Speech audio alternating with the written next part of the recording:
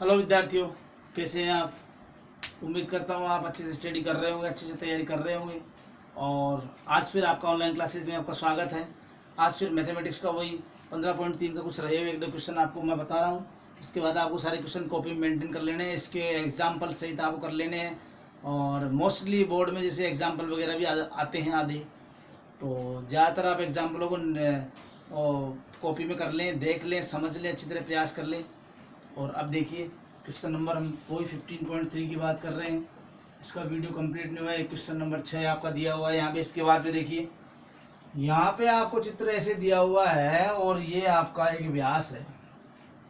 यहाँ के ये वृत्त का व्यास और व्यास के ऊपरी भाग में एक त्रिभुज बनाया हुआ है ऐसे। ध्यान देना, ये त्रिभुज यहाँ पे 90 डिग्री का कोण दर्शा रहा है। आपको एंगल दिया हुआ बाकायदा, यहाँ ए है, यहाँ बी है, यहाँ सी है। छायांकित भाग है आपका ये, छायांकित भाग का क्षेत्रफल, छायांकित भाग का क्षेत्रफल दी गई आकृति में ए बी वृत्त का व्यास है। दिया हुआ ए सी बराबर 6 सेंटीमीटर। तो ए सी इज इक्वल टू आपको 6 सेंटीमीटर। ए बी व्यास है,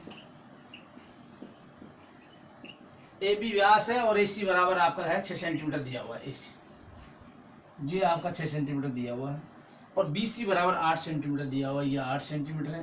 तो B C is equal to आपके पास 8 सेंटीमीटर दिया हुआ है। तो विद्यार्थियों ये आपका समकोण त्रिभुज है। एक क्या है? समकोण त्रिभुज। तो आपको छायांकित भाग का क्षेत्रफल ज्ञात करने के लिए क्या करना पड़ेगा? देखो, वृत्त का क्षेत्रफल निकाल करके ये तो त्रिभुज के क्षेत्रफल को माइनस कर देंगे। माइनस क्या कर देंगे? माइनस। पूरे वृत्त में से त्रिभुज का एरिया लेस कर देंगे, माइनस। यानी आप निकालेंगे पहले वृत्त का क्षेत्रफल, उसके बाद आप क्या करेंगे? त्रिभुज का क्षेत्रफल निकालकर उसको लेस कर देंगे। तो अब बात यह आ रही है कि हम त्रिभुज का क्षेत्रफल ज्ञात तो कर लेंगे, मगर वृत्त का क्षेत्रफल कैसे ज्ञात करेंगे? त्रिज्या नहीं है हमारे पास। तो सबसे पहले हम क्या करेंगे? त्रिभुज में जाएंगे। त्रिभुज हमारे पास है ACB में। किसमें जाएंगे? ACB में। समकोण त्रिभुज है, पाइथागोरस प्रमेय लगाएंगे हम। AB का मान निकालेंगे। AB is equal to root बढ़ जाएगा AC square plus BC square. तो यानी यहाँ पर रूट निकालेंगे तो 6 का स्क्वायर प्लस 8 का स्क्वायर। तो यहाँ पर आपका हो जाएगा 36 प्लस 64। यहाँ पर आपका हो जाता है 100 और आपको 10 मिल जाता है AB का मान। AB का मान कितना हो गया? 10। अब आपको वृत्त की त्रिज्या आपकी आ जाती है यहाँ पर। वृत्त की त्रिज्या, वृत्त की जो त्रिज्या है आपकी R, वो आपकी आ जाएगी, इसकी आधी हो जाएगी।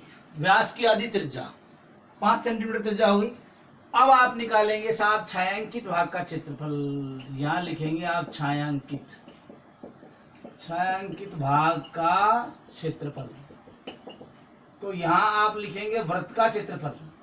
वृत्त का सीधा लिख दूं मैं, पाई आर स्क्वायर माइनस त्रिभुज, त्रिभुज ACB का क्षेत्रफल माइनस कर देंगे, छायांकित भाग का आ जाएगा। अब वर्ग का क्षेत्रफल पाई आर स्क्वायर का मतलब हो गया 22/7 इंटू 5 माइनस ACB का क्षेत्रफल हो जाएगा आपका 1/2 इंटू आधार इंटू ऊंचाई। समकोण त्रिभुज है आपका। समकोण त्रिभुज में आपको सूत्र लगाना पड़ता है 1/2 आधार इंटू ऊंचाई, 1/2 आधार इंटू ऊंचाई। अब देखो समकोण त्रिभुज में क्या करेंगे हम? अब यहाँ पर क्या करेंगे? ये आपका क्रॉस हो जाएगा यहाँ पर।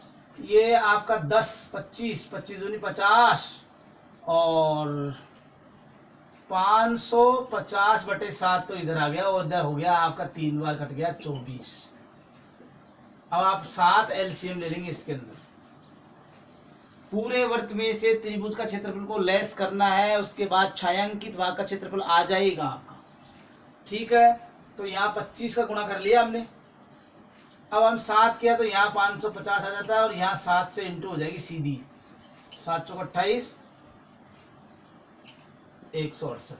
अब यहाँ से हम लेस करते जाएंगे। देखो 2 बच गया, यहाँ पे 4 4 और 4 16, 4 14 में से 6 गए तो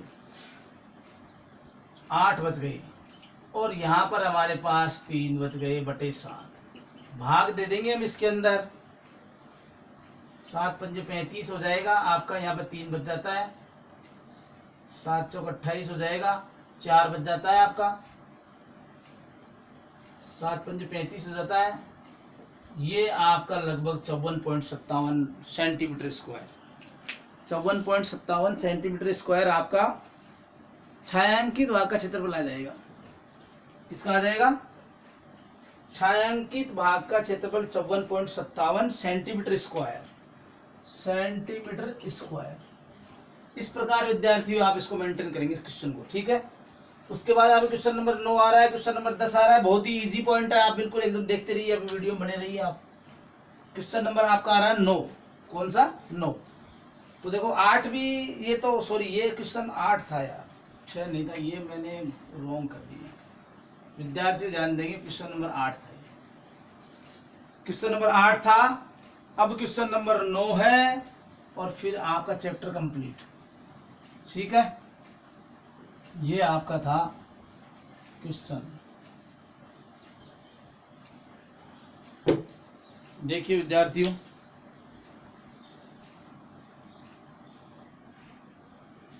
हाँ विद्यार्थियों देखिए, ये आपका क्वेश्चन है। क्वेश्चन नंबर आपका चल रहा है 9। क्वेश्चन नंबर 9 में देखिए, आपको बोर्ड नजर आ रहा है आपको साफ बढ़िया अच्छी तरह से, ठीक है। क्वेश्चन नंबर 9 में हमको एक छायांकित भाग दिया हुआ है, पत्ती बना रखी है ऐसे करके, यूं ऐसे।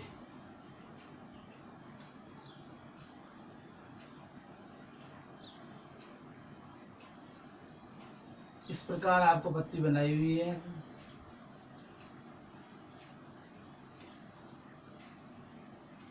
और इसको एक वर्त में बंद कर रखा है ऐसे। इस प्रकार आपको बंद किया हुआ है, देखो बोर्ड दिख रहा है आपको अच्छी तरह से, कोई प्रॉब्लम नहीं है बोर्ड में। बाकायदा आप किताब का इस्तेमाल कर लीजिए, और किताब आपके पास दी हुई है, बुक का इस्तेमाल कीजिए आप।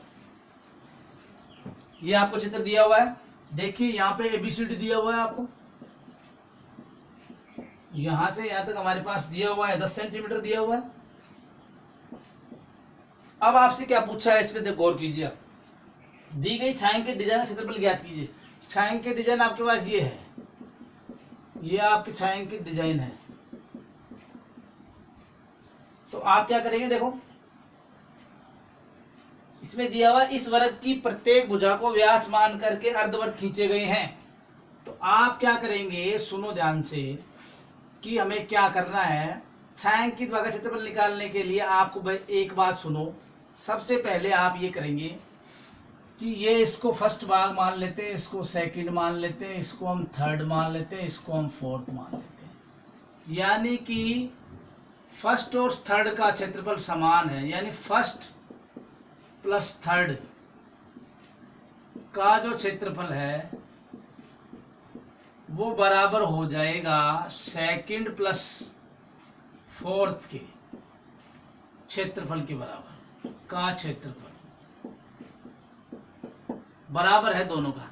तो हम किसी दो का एरिया निकाल लेते हैं, या तो इसका निकाल लें या इसका निकाल लेंगे हम। तो देखो ये अर्धवर्त हो गया, यहाँ से विद्यार्थियों देखोगे आप, यहाँ से एक अर्धवर्त बनता है, ये आपका अर्धवर्त बनता है, ऐसे आपका अर्धवर्त बनता है, देखो ऐसे बना हुआ है ये, और दूसरा आपका ऐसे बना हुआ है, ऐसे देखो ध्यान दो, ऐसे बना हुआ है। और यहाँ पर आपको यू पत्ती बनी हुई है, इसके अंदर यू बनी हुई है। आप समझ गए होंगे, यहाँ पर आपकी त्रिज्या हो जाएगी। तो इसकी जो है ना अर्धवर्त की जो त्रिज्या है, अर्धवर्त की त्रिज्या r है ना, वो हमारे पास हो जाएगी 5 सेंटीमीटर। इसकी आधी हो जाएगी 10 की, 5 सेंटीमीटर त्रिज्या हो जाएगी। अर्धवर्त का क्षेत्रफल आपको पता है, ये अर्धवर्त और ये अर्धवर्त पूरा व्रत बन गया, एक क्या बन गया, पूरा एक व्रत बन गया, क्योंकि दोनों की त्रिज्या समान है। तो आप ऐसा करें कि व्रत का क्षेत्रफल निकाल लें, वर्त का क्षेत्रफल यहाँ है पाई आर स्क्वायर। तो फर्स्ट एंड थर्ड का आ गया, ये फर्स्ट प्लस थर्ड का क्षेत्रफल ज्ञात हो जाएगा। आपका पाई की वैल्यू रख देंगे 22/7, इसमें दे रखी पाई की वैल्यू, दे रखी 3.14 है। तो यहाँ करेंगे आप 3.14 × 5 × 5, ठीक है। किसका आ गया, फर्स्ट एंड थर्ड का, इसका यहाँ पर आंसर आपका सेट हो जाएगा। यहाँ पर समझ गए आप, समझ रहे हैं वीडियो को। उसके बाद फर्स्ट थर्ड का आपका क्षेत्रफल आ जाता है उसकी ऐसा, इसी प्रकार से आपका सेकंड प्लस फोर्थ का क्षेत्रफल ज्ञात करेंगे आप, वो भी आपका यही आंसर होगा 2 बार। फिर आप क्या करेंगे, छायांकित भाग का निकालने के लिए वर्ग का क्षेत्रफल, किसका, वर्ग का जो क्षेत्रफल है आपका, उसमें से आप माइनस करेंगे किसको, first plus second plus third plus fourth, चारों का क्षेत्रफल जोड़ करके आप लेस कर देंगे इसके अंदर।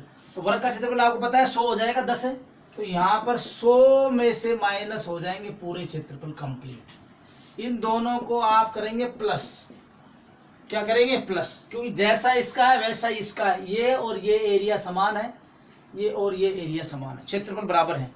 एक का निकाल लेंगे आप, दूसरे का निकालने की जरूरत नहीं, दूसरे का इसी प्रकार लिखकर डबल कर देंगे, इसको डबल करके यहाँ पे लेस कर देंगे, माइनस कर देंगे, छायांकित भाग का क्षेत्रफल आपके सामने आ जाएगा। उम्मीद कर रहा हूँ कि आप समझ रहे होंगे इस बात को अच्छी तरह से, ठीक है। तो 1 और 3 का जो क्षेत्रफल है वो 2 और 4 के बराबर है। 1 और 3 कैसे निकलेगा, वो अर्धवर्त का त्रिज्या हमारे पास यहाँ से त्रिज्या, ये आधी त्रिज्या हो गई है, यहाँ से यहाँ तक हमारे पास 5 सेंटीमीटर होगी और ये 5 सेंटीमीटर है। तो आप ये अर्धवर्त हो गया, ये अर्धवर्त हो गया, ठीक है। तो अर्धवर्त या अर्धवर्त हो गया दोनों आपका। तो जैसे ही आप अर्धवर्त का घटाएंगे दोनों तरफ, तो सेकंड और फोर्थ का आएगा, यहाँ पे सेकंड और फोर्थ का आएगा, सेकंड और फोर्थ का क्षेत्रफल, सॉरी सेकंड और फोर्थ का, और यहाँ इसी प्रकार फर्स्ट और थर्ड का आ जाएगा। देखो फर्स्ट प्लस थर्ड का, ध्यान देना आप दोबारा, इसको और इसको घटाएंगे तो किसका आएगा, सेकंड का और फोर्थ का आएगा, आएगा कि नहीं आएगा। फर्स्ट और थर्ड को निकाल कर हम लेस कर देंगे तो हमारे पास सेकंड और थर्ड का आ जाएगा, ये आ गया है। इसी प्रकार फर्स्ट और थर्ड का क्षेत्रफल भी आ जाएगा, दोनों को हम जोड़ लेंगे, जोड़ करके वर्ग में से घटा देंगे, ठीक है विद्यार्थियों। ये देखो आप, इस प्रकार आपका ये कंप्लीट हो जाएगा। आप कोशिश करना इसकी इंटू करना, मल्टीप्लाई करना, कैलकुलेट करना इसको, ठीक है। ये है आपका क्वेश्चन। अब इसके बाद क्या बचा है आपका, लास्ट पॉइंट, एक क्वेश्चन बचा है आपका। देखो आपको ये अर्धवर्त दिया हुआ है, यहाँ पर ये चित्र बना देता हूँ, यहाँ पर मैं, ये आपका एक अर्धवर्त है, इसके अंदर एक वर्त बनाया है इसने, इसके अंदर एक वर्त बनाया है, यहाँ पे टच कर रहा है ये वर्त, ऐसा वर्त बनाया है, आपको इसके अंदर छू रहा है, ध्यान रखो, बुक का इस्तेमाल करना आप। यहाँ पर आपको एक व्यास दिया हुआ है यूं, इसकी त्रिज्या यहाँ से यहाँ तक की जो है 7 सेंटीमीटर है, आपको यहाँ P दिया हुआ है, यहाँ पर आपके Q दिया हुआ है, नीचे आपको यहाँ पर O दिया हुआ है। अब देखो इसकी त्रिज्या 7 सेंटीमीटर है, किसकी, अर्धवर्त की त्रिज्या, यानी जो आपका अर्धवर्त है ना, अर्धवर्त की जो त्रिज्या है आपकी वो तो है 7 सेमी, और अंदर वाला जो व्रत है ना, वर्त की जो त्रिज्या है ना वो इसकी आधी है बेटा, क्योंकि ये पूरा 7 सेंटीमीटर है, तो यहाँ से त्रिज्या ये आपकी 7/2 और ये भी आपकी 7/2। आपसे पूछ रहा है वर्त का क्षेत्रफल, यानी ये अंदर वाला वर्त है, इसका क्षेत्रफल ज्ञात करना है आपको, तो वही आपको लगाना है πr²। क्या लगाना है, πr² लगाना है, कैलकुलेट करना है। r का मान 7/2 है, कितना है, 7/2। इस प्रकार आप कैलकुलेट करके और आराम से 100% इसका आंसर आपका कंप्लीट हो जाएगा। यदि आप थोड़ा सा दिमाग लगाएंगे, मेहनत करेंगे, तो आपको सफलता मिलेगी आराम से। इसके अंदर अर्धवर्त की त्रिज्या 7 सेंटीमीटर, समझ रहे हैं आप। अंदर जो वर्त बना हुआ है अंदर, उसकी त्रिज्या है 7/2, क्षेत्रफल निकल जाएगा, πr² निकालना है बस।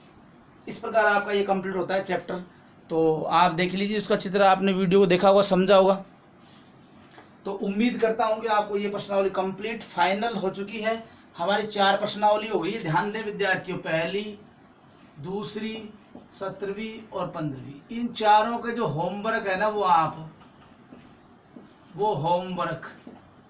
होमवर्क आप इसको कॉपी में मेंटेन कर लें, कॉपी में, और इसके एग्जाम्पल भी करने हैं, विद एग्जाम्पल सहित कॉपी में इसको मेंटेन कर ले, काम दोबारा नहीं करना पड़े, उससे एक ही बार करना है होमवर्क में काम। उसको अच्छी तरह मेंटेन कर लिए। 4 प्रश्नावली कंप्लीट हो गई, यदि आपने नहीं की है तो उसको कोशिश करके प्रयास करें। ठीक है, मिलते हैं अगले वीडियो में। ओके, बेस्ट ऑफ लक, बहुत बहुत धन्यवाद।